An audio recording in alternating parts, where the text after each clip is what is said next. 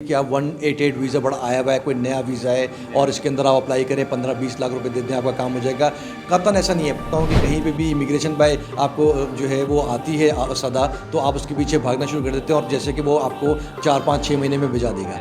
आज वो हम बेसिक पॉइंट्स जो है वो बताएंगे लोगों को, ताकि उनको आज वंस फॉर ऑल पता चल जाए कि 188 वीज़ा है किसके लिए। इससे पहले अगर कोई बात करता है कि ये 188 वीज़ा 65 पॉइंट से आप बना लेंगे, ये तो बड़ी सादा सी बात है कि 65 पॉइंट तो बन जाएंगे, लेकिन किस बुनियाद पर बनेंगे? ये जो दो बुनियाद अगर आपके पास नहीं है तो आप ये पॉइंट्स ना बना सकते हैं, ना आपके लिए वीज़ा है। इसलिए वो फिर इन्हिसार करते हैं कंसल्टेंट, ये कंसल्टिंग कंपनी से कि इतना बड़ा ऑफिस है, ये तो शायद धोखा नहीं देंगे, है ना। वो जो कहते हैं ना कि बच्चों की पहुंच से दूर रखें, तो ये स्किल्ड प्रोफेशनल की पहुंच से दूर होना चाहिए प्रोग्राम।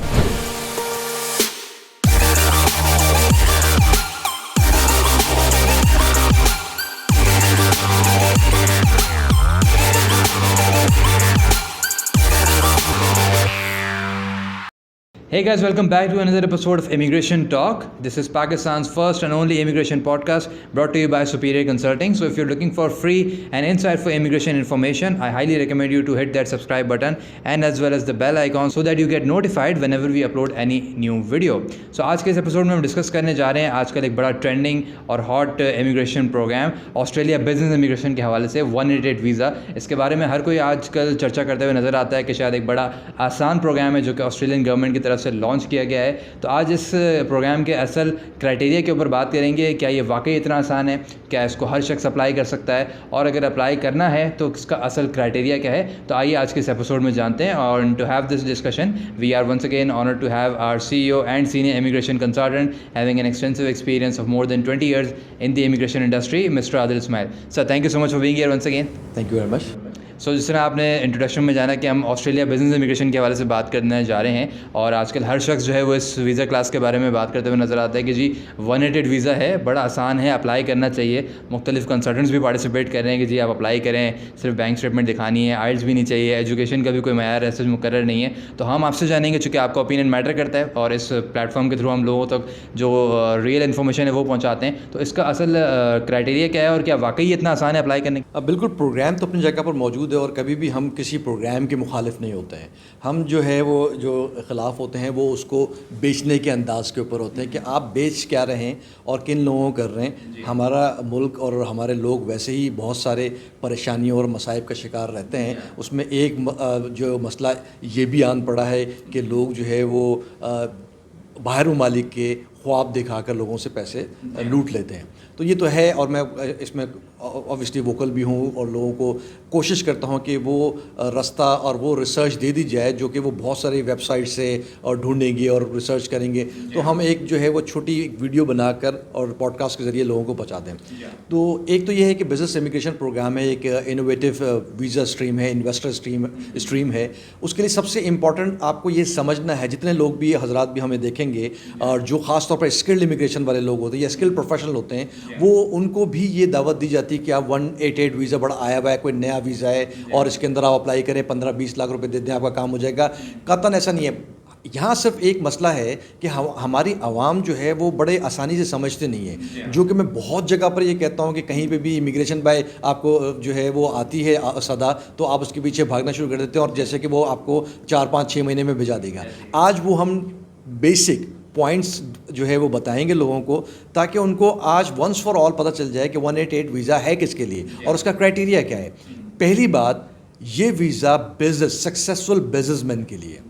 जितने भी बिजनेसमैन हैं इस वक्त जो सक्सेसफुली काम कर रहे हैं, उसके क्राइटेरिया को हम अभी एक नज़र देख लेते हैं। बट अगर कोई शख्स ये दावत दे रहा है कि आप स्किल्ड हों, आप प्रोफेशनल हो, आपके पास पैसे बिल्कुल नहीं हो, आपके पास बिज़नेस कोई नहीं हो, हम करा देंगे, तो कतन ये गलत तासुर है, गलत तरीक़ाकार है। आप फंस जाएंगे, आपका काम होगा नहीं, प्रोसेसिंग टाइम भी इसका लंबा है, पैसे लेने और देने के अंदर जिस जो चक्कर होता है उसके अंदर आप जो है आ जाते हैं, जिस ट्रैप के अंदर आ जाते हैं कि लाख रुपए वापस कर देंगे, दिस एंड दैट। ये सारी चीज़ें अब ख़त्म होने चाहिए, बड़ी वाज़ेह लोगों को समझ में आना चाहिए।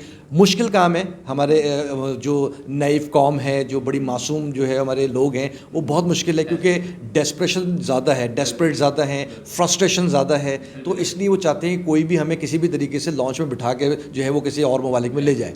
तो ऐसा होने वाला नहीं है। एक बात, दूसरा ये है कि जो क्राइटेरिया है उसको समझना बहुत ज़रूरी होता है। आपको खुद भी रिसर्च करना। अगर कोई शख्स फॉर एग्जांपल उठता है और कहता है कि 188 वीज़ा है, आपको कुछ नहीं करना, आपको इतना गूगल करना तो आना चाहिए, इतना रिसर्च करना तो आना चाहिए कि 188 वीज़ा क्राइटेरिया या रिक्वायरमेंट, आपने ऑस्ट्रेलिया 188 वीज़ा रिक्वायरमेंट्स आपने गूगल में डाल के देखी और आपने उसको थोड़ा सा पढ़ना शुरू किया। अगर आपको पढ़ने में कोई दिक्कत है, ऑब्वियसली क्योंकि टारगेट यही होता है कि लो क्वालिफाइड या जिनकी इंग्लिश इतनी अच्छी नहीं है वो टारगेटेड हैं, तो उनके लिए ये होता है कि वो इतना ज़्यादा आसानी से समझते नहीं, वो फिर एनएसआर करते हैं कंसल्टिंग कंपनी से कि इतना बड़ा ऑफिस है, ये तो शायद धोखा नहीं देंगे। तो ऐसा नहीं है। इस प्रोग्राम के लिए सबसे इम्पॉर्टेंट आपका सक्सेसफुल बिजनेस होना बहुत ज़रूरी है। अब सक्सेसफुल की क्या डेफिनेशन गवर्नमेंट ने दी है कि आपका जो बिजनेस का टर्नओवर पिछले 4 साल में से 2 साल आपका जो टर्नओवर होना चाहिए वो होना चाहिए $7.5 लाख। तो आप खुद मल्टीप्लाई करें ऑस्ट्रेलियन डॉलर्स की करेंसी को, आप जो है वो मल्टीप्लाई करके चेक करेंगे पाकिस्तानी रुपीज़ में कितनी बनती है।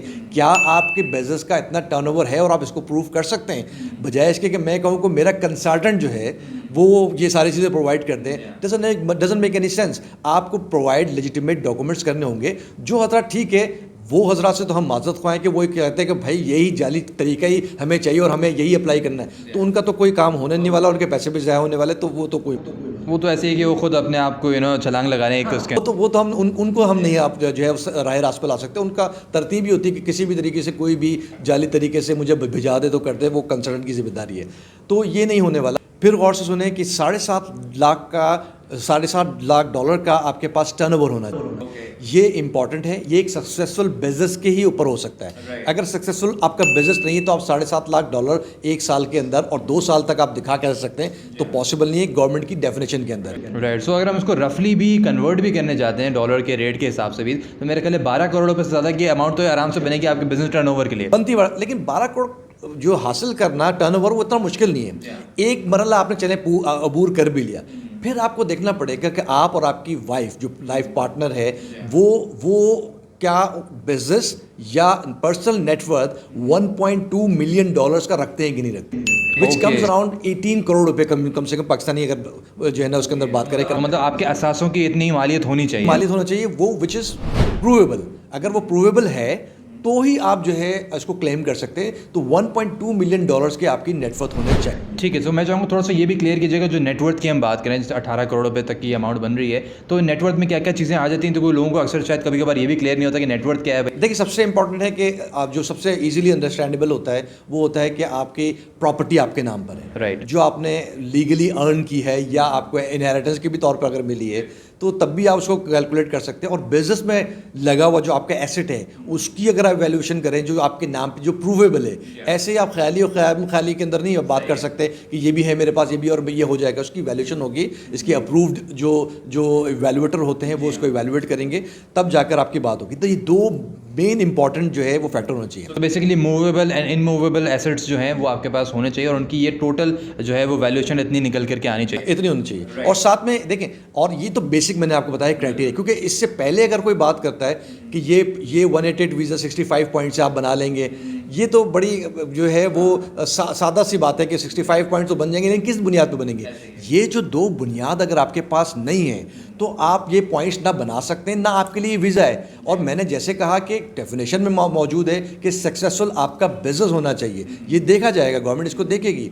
फिर जब आपके पास ये सारी चीज़ें हों तो आप स्टेट को, जो गवर्नमेंट के स्टेट्स हैं वहाँ अप्लाई करते हैं, क्योंकि एक जो स्टेट आप अप्लाई करेंगे वहाँ से आपको नॉमिनेशन मिलना चाहिए। कोई भी एक स्टेट पे अप्लाई करें, ACT हो या विक्टोरिया हो या वेस्टर्न ऑस्ट्रेलिया हो या साउथ ऑस्ट्रेलिया हो, न्यू साउथ वेल्स हो, नॉर्दर्न टेरिटरी हो, ऑस्ट्रेलियन कैपिटल टेरिटरी हो, कोई भी हो, क्वींसलैंड हो, आप कोई स्टेट के ऊपर करेंगे, क्राइटेरिया 188 का यही रहेगा, बेसिक रहेगा। वो नॉमिनेट करेंगे कि आपका जो बिज़नेस आइडिया है वो वायबल है और इनोवेटिव है और वो स्केलेबल है, तो फिर आपको जो है वो दावत इनविटेशन मिलेगा। ये इनविटेशन विद 65 पॉइंट। अब 65 पॉइंट चूँकि हमने इसलिए शुरू में मैंने नहीं बताया कि वो बहुत इजी टू एक्सेस है। आपको 30 पॉइंट से ये 2 फैक्टर्स हैं कि 7.5 लाख का आपका टर्नओवर हो और आपके पास $1.2 मिलियन की नेटवर्थ हो, तो आप 30 पॉइंट्स तो यहीं ले लेते हैं। Alright. और अगर आप 39 साल से नीचे हैं और 25 साल से ऊपर हैं तो 25 पॉइंट तो वैसे ही आपको मिल जाते हैं। तो समवेयर अराउंड आप जो है वो 60 तो आराम से वैसे ही बना लेंगे सही। और 65 वैसे ही बना लेंगे। उसके बाद अगर फंक्शनल इंग्लिश है,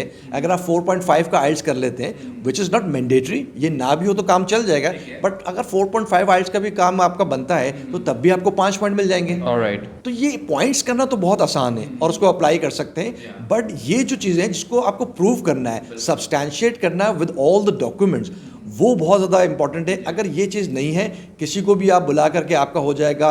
क्यों? क्योंकि प्रोसेसिंग टाइम अगर गवर्नमेंट की वेबसाइट पे भी देखेंगे 15 महीने से लेकर 36 महीने इसका प्रोसेसिंग टाइम है। ऑलराइट। तो आप तो ट्रैप ये हो गए कि इसलिए कि आपका काम फौरी तौर पर तो होना नहीं है, क्योंकि बता दिया जाता है कि जी 6-8 महीने में आपका काम हो जाएगा, आप सिर्फ बैंक स्टेटमेंट दिखा। क्योंकि पहली रिक्वायरमेंट तो आपकी जो इन्विटेशन आनी है स्टेट से वो आएगी और उसी पे आप अच्छा खासा सौदा कर चुके हुए होते हैं। तो फिर क्या होता है, अब आप वीज़ा आ रहा है, आने वाला है, आता रहेगा, वो होता रहेगा, वो 12 महीने 36 महीने जब लगेंगे, आखिर में बंदा फ्रस्ट्रेट होगा, नहीं होगा, फिर 36 महीने के बाद आप कहाँ हैं और वो कहाँ हैं। तो ये सारी चीज़ें भी आप, और ये मेरा ख्याल है कि अब हमने जितने भी पॉडकास्ट पिछले भी किए हैं, जो वीडियोस भी किए हैं और आपके जो नेशनल टीवी इंटरव्यूज़ भी होते हैं, उसमें हमने बड़ा वाज़े बताया लोगों को, और अभी तक समझ भी आ जाना चाहिए कि जो इनिशियल इन्विटेशंस हैं वो आपकी बोगस इन्फॉर्मेशन के ऊपर आ जाते हैं, फिर कंसर्न आपसे पैसे ले लेते हैं, फिर रिफंड गिमिक्स भी हैं, तो उन सब चीज़ों में वो फंस करके रह जाते हैं। और एट दी एंड चूँकि जिस तरह आपने एक अपने इंटरव्यू में भी कहा था कि हमारी आवाम बड़ी दिलेर है और वो ये देखते हैं कि जी ठीक है, अगर पैसा वापस मिल गया तो ठीक है, हमें ट्राई करना था बस। तो ये रुझान मेरे ख्याल है ख़त्म होना चाहिए। बिल्कुल ऐसे ही। तो ये आज की जो पॉडकास्ट थी बड़ी इंपॉर्टेंट थी, बहुत अरसे से पेंडिंग थी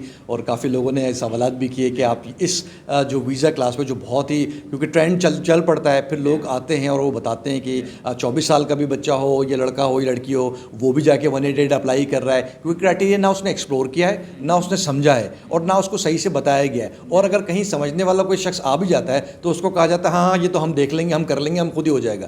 कतई नहीं हो सकता। $1.2 मिलियन का नेटवर्थ कौन कंसल्टेंट आपको देगा और कौन कहाँ पर वेरीफाई कराएगा? और अगर देगा भी, ये तासुर अगर ले भी लिया जाए कि देगा भी तो कितनों को देगा, कितनों और कितनी वेरिफिकेशन होगी। तो आप बनाना रिपब्लिक से तो डील नहीं कर रहे, तो आपको at the end day refusal भी होगा, बैन भी लग सकता है, तो फिर आपके सारे दरवाजे बंद हो जाए। ऑलराइट, सो हमने ये सारी चीज़ें डिस्कस करी। नाउ लास्टली जो चूँकि ऑब्वियसली ये सारी चीज़ें मार्केट की जाती हैं कि आपके भाई ये चीज़ें होनी चाहिए, तो आइल्स का हमने जिक्र के लिए ठीक है, अगर है भी और नहीं भी है तब भी काम बन जाएगा। लेकिन एज लिमिट के हवाले से क्या है? क्योंकि अक्सर हम ये भी देखते हैं कि इसमें कहा जाता है कि जी कोई एज की भी कोई कैद नहीं। 55 जो है वो एज लिमिट है, बिलो 55 आपका होना चाहिए। एज लिमिट ऐसा नहीं है आप बिल्कुल कैप हटा दें और कहें कि हर कोई आ सकता है, नहीं। 55 जो है वो रीजनेबल और जो रखी गई है एज वो है 55 ईयर्स। इससे बिलो होना चाहिए, इससे अगर ऊपर होंगे तब भी आप इसको क्वालिफाई नहीं करते। ऑलराइट, सो दैट बिजनेसमैन जब आ रहे हैं तो ऑब्वियसली उनके पास कुछ एक वक्त होना चाहिए ताकि वो अपना बिजनेस मजीद भी स्टैब्लिश वहाँ पर कर सकें। राइट, सो ये सारी चीज़ें हमने बेसिक क्राइटेरिया के हवाले से डिस्कस के लिए। नाउ हम ऑब्वियसली जानना चाहेंगे कि जब ये प्रोसेस अगर कोई करना चाहता है, क्राइटेरिया भी मीट कर रहे हैं, तो खर्चा कितना आ जाता है? Government of Australia